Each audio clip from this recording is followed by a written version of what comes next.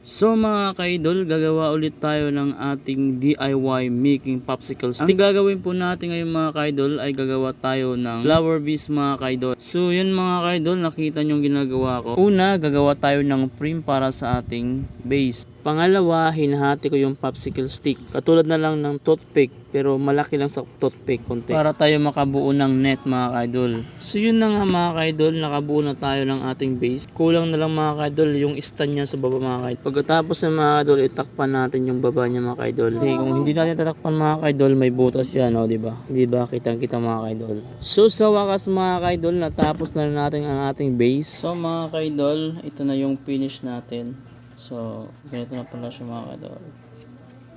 Yan. Ito yung flower base. Base lang pala siya mga kaidol kasi wala pang flower.